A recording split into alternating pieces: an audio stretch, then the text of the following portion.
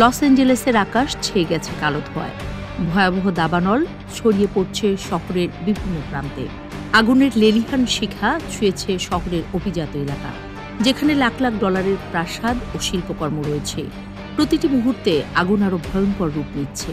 সেখানেই দমকল বাহিনী লড়াই করছে। কেমন হবে লস অ্যাঞ্জেলেসের ভবিষ্যৎ? কিভাবে ঠেকানো যাবে এই অগ্নি বিপর্যয়?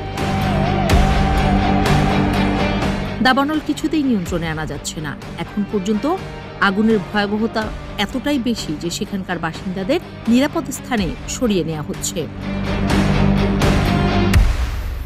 আগুন প্যালিসাইডস এলাকায় শুরু হয়ে ম্যান্ডেভিল ক্যানিয়ন এবং ব্রেন্টউডে ছড়িয়ে পড়েছে।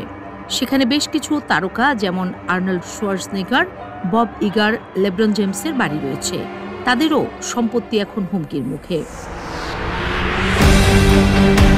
গেটি সেন্টার নামে পরিচিত বিখ্যাত হিলটপ মিউজিয়ামও ঝুঁকির মুখে। এই মিউজিয়ামে ভ্যান গগ, রুবেন্স, মনে ও ডেগাসের মতো বিখ্যাত চিত্রশিল্পীদের কাজসহ 1,25,000-এর বেশি শিল্পকর্ম রয়েছে। তবে কর্তৃপক্ষ জানিয়েছে যে এখন পর্যন্ত মিউজিয়ামটির কোনো ক্ষতির শিকার হয়নি। কিন্তু আগুনের কারণ কি?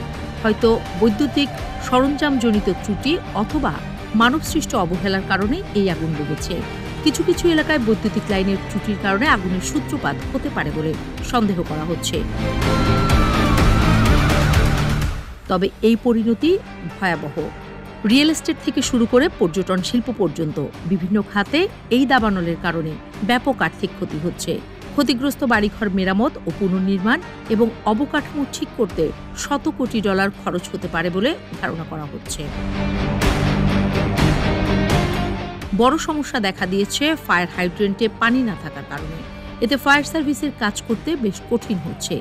লস অ্যাঞ্জেলেস ফায়ার সার্ভিসের প্রধান ক্রিস্টিন ক্রাউলি এ বিষয়ে তার অসন্তোষ প্রকাশ করেছেন। তিনি বলেছেন, বাজেট কাটছাটের কারণে অনেক অগ্নি নির্বাপন সরঞ্জাম ঠিকমতো কাজ করছে না।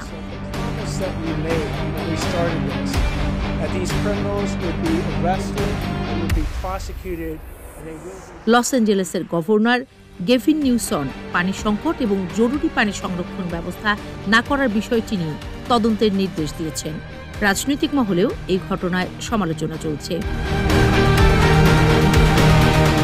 এলাকাটিতে লুটপাট ঠেকাতে সূর্যাস্ত থেকে সূর্যোদয় পর্যন্ত কারফিউ জারি করা হয়েছে। কারফিউ ভঙ্গ এবং লুটপাটের অভিযোগে 24 জনকে আটক করা হয়েছে। আবহাওয়া অধিদপ্তর সতর্ক করে জানিয়েছে, যদি বাতাস আরও বাড়ে তবে আগুন নিয়ন্ত্রণ আরও কঠিন হবে। ইতিমধ্যে 1,53,000 মানুষকে তাদের বাড়ি ছেড়ে যেতে বলা হয়েছে। আরও 1,66,000 মানুষকে নিরাপদ স্থানে সরে যাওয়ার পরামর্শ দেওয়া হয়েছে।